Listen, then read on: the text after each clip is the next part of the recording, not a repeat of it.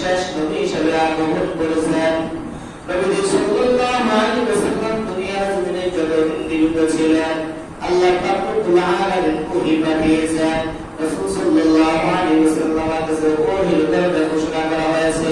আল্লাহ রাসূল সাল্লাল্লাহু আলাইহি ওয়াসাল্লাম ইন্তেকালের সাথে সাথে ওহীর দরজা বন্ধ হয়ে যায় এবং নবী ঘোষণা করে যান, আনা খাতামুন নাবিয়্যিনা লা নাবিয়্যা বাদি, আমার পরে আর কোন নবী আসবে না, আমি মুহাম্মদ শেষ নবী। আমার পরে যারা নবী দাবি করবে তারা কাফের, তারা মুসলমান না। আমার পরে যারা নবী দাবি করবে তারা মুসলমান না, তারা মুসলমান নয়, মুশরিক, মুসলমান নয় কাফের, তারা ইহুদি খ্রিস্টানদের দালাল। তার নবীর ঘোষণা অনুযায়ী নবী শেষ নবী, তারপরে আর কোন নবী আসবে না। যে নবী দাবি করবে রাসূলুল্লাহ সাল্লাল্লাহু আলাইহি ওয়াসাল্লাম তার বিরুদ্ধে যুদ্ধ ঘোষণা করেছেন। তার বিরুদ্ধে কি করেছেন? যুদ্ধ ঘোষণা করেছেন।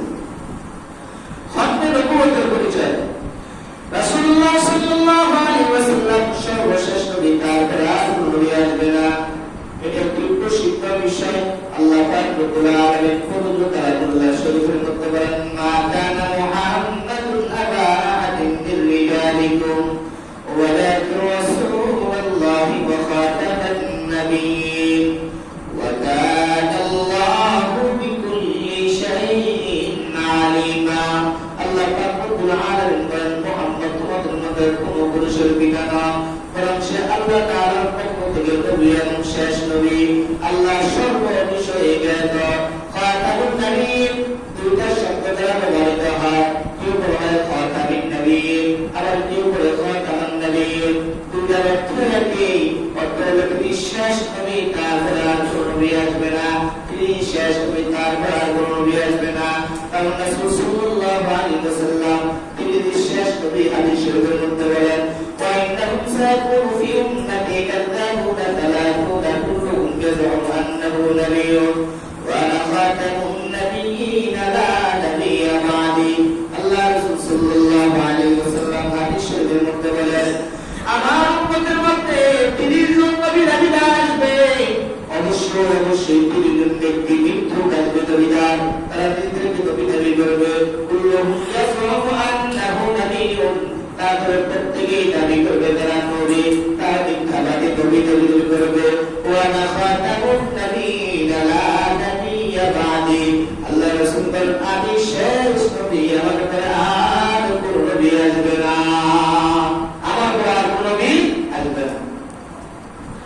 অন্য আয়াতের মধ্যে আল্লাহ পাক রব্বুল আলামিন বলেন, আল-ইয়াওমা নাখতিমু আলা আফওয়াহিহিম ওয়া তুকাল্লিমুনা আইদিহিম ওয়া তাশহাদু আরজুলুহুম বিমা কানু ইয়াকসিবুন। আল্লাহ পাক রব্বুল আলামিন বলেন, আল-ইয়াওমা নাখতিমু আলা আফওয়াহিহিম, আর তাদের মুখের মধ্যে তাদের মোহর মেরে দিলাম। ওয়া তুকাল্লিমুনা আইদিহিম, তাদের হাতগুলো আমার সাথে কথা বলবে। ওয়া তাশহাদু আরজুলুহুম বিমা কানু ইয়াকসিবুন, তারা যে সমস্ত কাজ করছে, যে সমস্ত আমল করছে, এবং তাদের হাত পা যা কিছু আছে এগুলো তারা সাক্ষী দিবে। মুফাসসিরুন কেরাম আল-ইয়াওমা নাখতিমু আলা আফওয়াহিহিম দ্বারা উদ্দেশ্য করেছেন রাসূল সাল্লাল্লাহু আলাইহি ওয়াসাল্লাম পর্যন্ত, অর্থাৎ নবী পর্যন্ত খতমে নবুয়ত ছিল, তারপরে তাকে সিল করে দেওয়া হয়েছে। তারপর আর কেউ নবী দাবি করতে পারবে না, রাসূল দাবি করতে পারবে না, কারণ আল্লাহ পাক রব্বুল আলামিন ওই পর্যন্ত তা খতম করে দিয়েছেন। তারপরে যদি কেউ নবী দাবি করে, তারপরে যদি কেউ রাসূল দাবি করে, সে মুসলমান না, সে মুসলমান না, সে কাফের। খাতামুন নাবিয়্যিন নিয়ে মির্জা গোলামের অপব্যাখ্যা। খাতামুন নাবিয়্যিন প্রসঙ্গে মির্জা গোলাম আহমদ কাদিয়ানী বলেন, আল্লাহ জাল্লা শানুহু রাসূলুল্লাহ আলাইহি ওয়াসাল্লাম খাতাম বলা বানিয়েছেন, অর্থাৎ কোন বৈশিষ্ট্য প্রকট করার জন্য তাকে আল্লাহ রাসূল সাল্লাল্লাহু আলাইহি ওয়াসাল্লাম একটি মোহর দান করেছেন। শেষ নবী বলে না, তারা বলতেছে গুণগত দিক দিয়ে, মান সম্মান দিক দিয়ে আল্লাহ তাদের একটা মোহর দান করেছেন। যে মোহরটা অন্য কোন মানুষকে দান করেন না, আল্লাহ একমাত্র নবী মুহাম্মদ রাসূলুল্লাহ সাল্লাল্লাহু আলাইহি ওয়াসাল্লামকে দান করেছেন।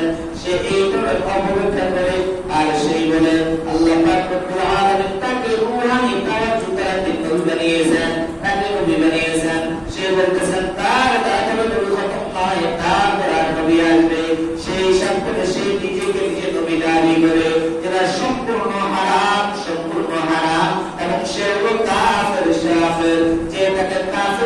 করবে না সেও কাফের, যে তাকে কাফের সত্যবাদ করবে না সেও কাফের। কারণ রাসূল সাল্লাল্লাহু আলাইহি ওয়াসাল্লাম বলেন, আনা খাতামুন নবিয়্যিন লা